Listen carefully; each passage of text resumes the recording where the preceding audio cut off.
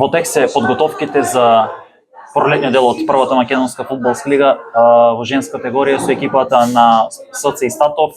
Како течат подготовките досега и како е сте задоволни од подигањето на формата?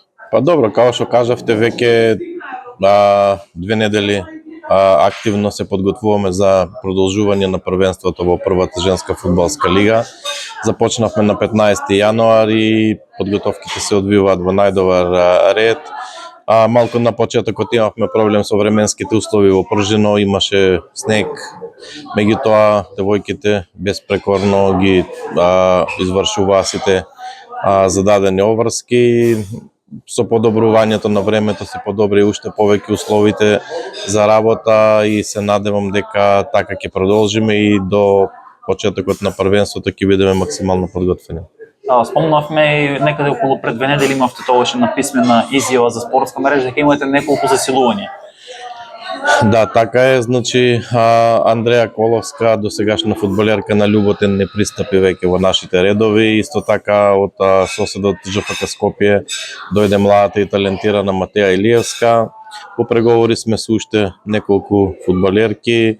Тежнееме да направиме еден микс од младост и искуство во тимот, со оглед на тоа што претежно косторот на тимот го сочинуваат млади и талентирани фудбалерки кои се дел од U17 репрезентацијата. Се надеваме дека ќе успееме да донесеме уште некој играч, меѓутоа нема да биде нема да биде ништо страшно и ако тоа не се случи. Имаме неколку доста добри и квалитетни играчи од нашата младинска екипа кои што тренираат со првиот тим и исто така ќе добијат и тие шанса во продолжетокот на првенството. Кои ќе бидат целите можеби за овој пролетен дел или веќе и за ако размислуваме и за следната сезона? Па вака, и во моите изјави пред почетокот на подготовките истакнав дека целта ни е да забележиме што подобар пласман на табелата. Ќе се обидеме да стигнеме во првите 4 екипи на табелата. Исто така дел сме од четвртфиналето на Македонскиот куп. Играме со соседот Скопје и со еден добар резултат на тој надпревар ќе влеземе во полуфиналето, па зошто да не со еден добар настап може да не се најдеме и во големото финале. Ако знаеме дека оваа сезона екипата на Шкендија се откажа од надпреварување, автоматски таа е формално испадната, не останува тоа место или таа битка да се избегне пред последното место или баражот. Колку тоа влијае врз квалитетот на првата женска фудбалска лига? Па добро, видете, можеби откажувањето на Шкендија значеше дека ни една екипа нема да испадне, можеби значеше малку на тој психолошки притисок, да не го чувствуваат толку екипите. Меѓутоа, како што ви кажав пред малку, нашите амбиции се нешто повеќе, така да едноставно ние сме далеку од таа опасна зона и едноставно гледаме нагоре, а не надолу, така да едноставно фокусот ни е на нагоре на табелата, така да оставаме тие што се долу таму да се борат за тој бараж и да успеат да го зачуваат прволигашкиот статус. Ако направиме на компарација со оглед на фактот дека имате големо искуство во женскиот фудбал и како поранешен селектор и сега тренер на Истатов, имаме ли подигање на квалитетот во женскиот клубски фудбал во Македонија? Па видете, може да се каже дека имаме одредени подигања на квалитетот, со оглед на тоа што веќе неколку сезони, неколку екипи се во трка за првото место на табелата, со самото тоа значи и повеќе квалитетни надпревари, повеќе дерби надпревари и така натаму.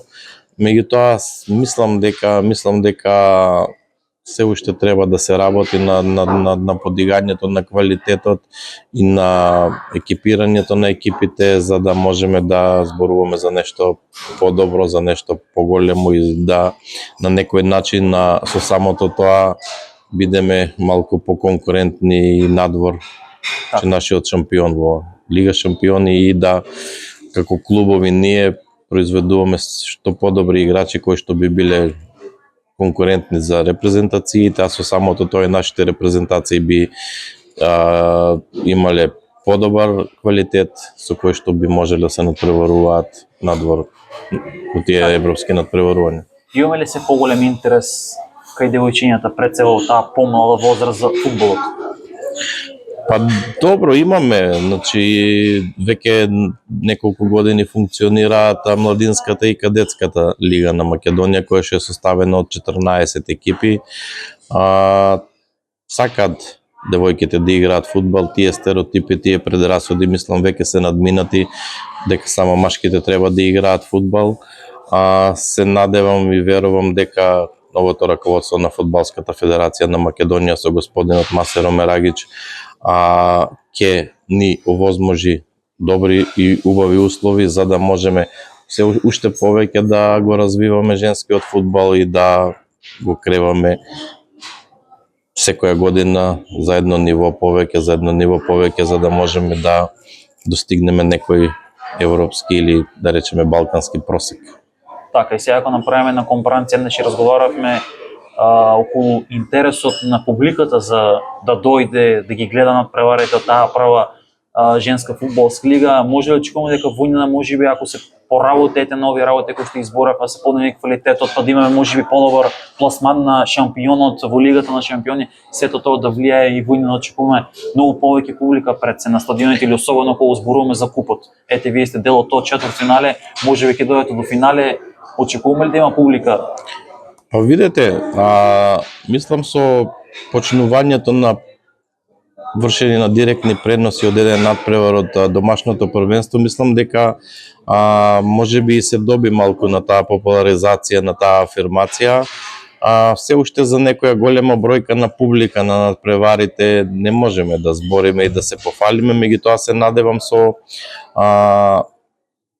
дигањето на квалитетот на самата лига, со уште по професионализација на самите клубови и како да кажам, значи анимирање на пошироката јавност, мислам дека можеме да дојдеме во некоја ситуација за некое време, можеби не за многу брзо, меѓутоа за догледно време да донесеме што повеќе публика на стадионите, меѓутоа и да тие надпревари ги следат преку тие телевизиски преноси или ТВ платформи, што поголем број на луѓе со самото тоа, мислам дека ќе мотивираме и уште повеќе девојчиња да се заинтересираат да играат фудбал и така натаму.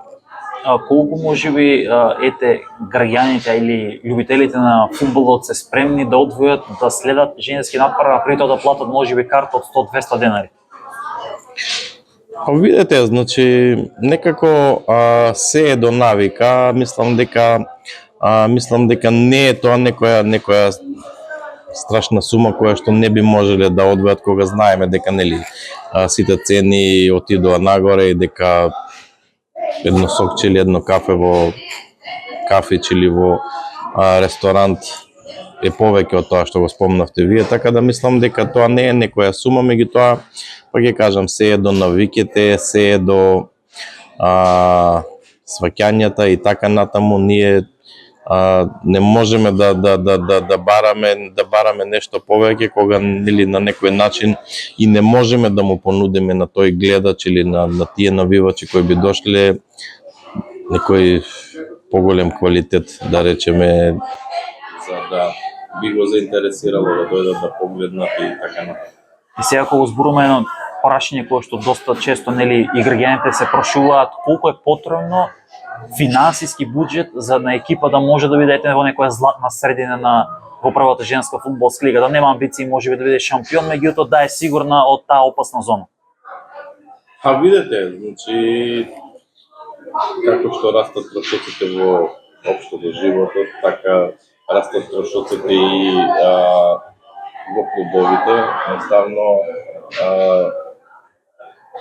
неминовно се јава потреба од секоја година зголемување на буџетот на клубот за да се сервисираат обврските кон превозници за храна, за опрема, за одржување на тренинзи, па и давање на одреден надомест на фудбалерките и на тренерите, стручниот штаб и така натаму. И сега можеби не знам, со бројки не би карикирал многу, меѓутоа мислам дека во моментот за некоја сигурна средина во првата женска фудбалска лига, мислам дека се потребни некаде од 50 до 60 илјади евра годишно.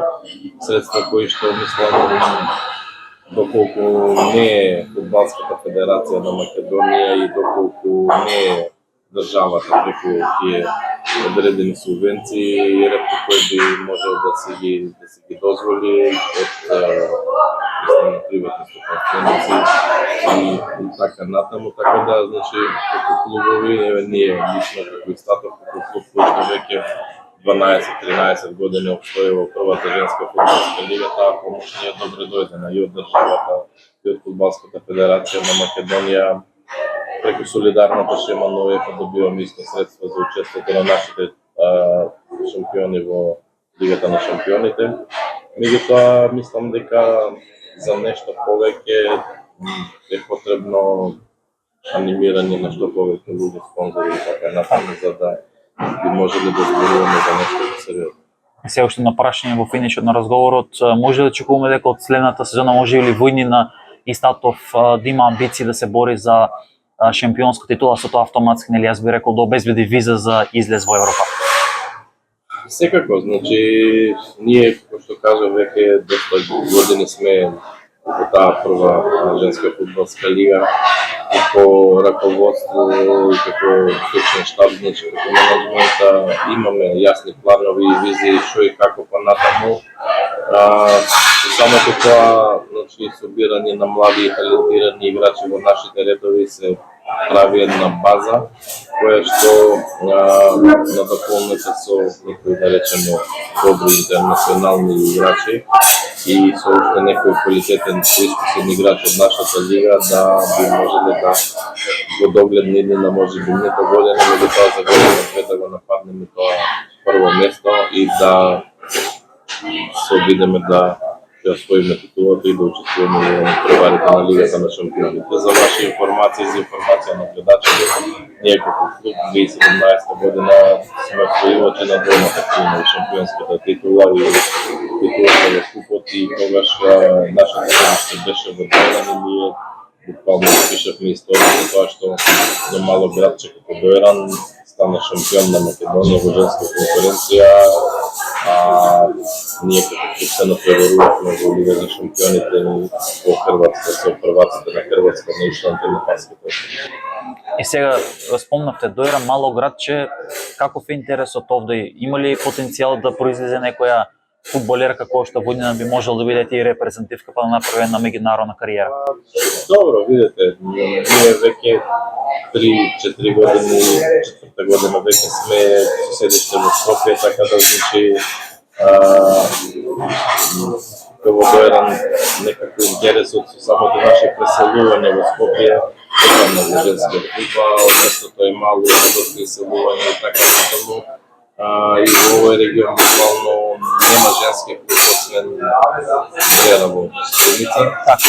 Така да за нешто повеќе во моментот тука мислам дека многу е тешко да се отвори, меѓутоа ние јако да заминавме од Дојран или до промена на седиштето.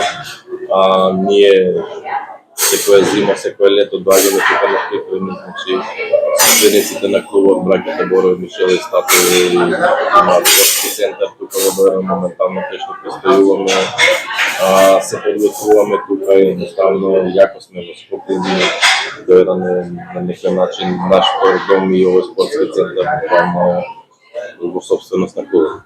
Така, и така имаме можност во следниот период да го представиме целиот тој спортски центар Истатов. Овде доаѓаат сите моментално си екипата на Слога Виница, кој што овде тука и ја репрезентацијата, U17 репрезентацијата, и секој тоа е еден голема предност и за вас како клуб, за да може да ги даде температура таа посекувана форма за дали есенскиот или пролетни дел од сезоната. Накратко само, ако може да искоментираме околу квалитетот, спомнавме претходно, знаеме дека се формираше и втората женска фудбалска лига, колку таа влие врз подигањето на квалитетот на првата или пак целокупно на квалитетот на женскиот фудбал во Македонија? Добро, како лига, нели за поздравување што успеавме за пред неколку години да формираме втора женска лига. Ма колку што ги следам тие надпревари, мислам дека во моментот таму нема некој одреден квалитет, освен екипата на Кочани, која што е есенски шампион и по сите прогнози и по сите случувања би требало да биде можда прволигаш од наредната сезона. Другите екипи некако мислам дека не поседуваат некој квалитет и сметам дека нели пред малку го спомнавме тој бараж, сметам дека која и да биде екипа од нашата прва лига, мислам дека поседува доволно квалитет за да го помине тој бараж и да го победи тој второпласиран тим од втората лига. Меѓутоа, кога и гостува во вашата емисија, спомнав, мислам дека веќе по иницијатива Ево Фудбалската федерација на Македонија намалување на таа прва лига на 8 екипи. Сметам дека со тоа намалување на првата лига, мислам дека и преселба на повеќе екипи во таа втора лига, мислам дека полека и таа втора лига ќе добие на квалитет и веќе ќе има не само подобри надпревари, таму веќе ќе има и доста играчи кои што би можеле да тежнеат да се преселат во прва лига. Било добро на разговорот и ви посакувам многу среќа и успех во пролетниот дел. Благодарам и на вас, значи еднаш сакам да дадам едно големо признание за вашиот ангажман, за вашата грижа за женскиот фудбал, желбата ваша да го афирмирате истиот и посакувам уште повеќе емисии за женскиот фудбал. Сакам да бидете присутни на што повеќе на надпреварите на женскиот фудбал, па ако можете и да ги пренесувате во живо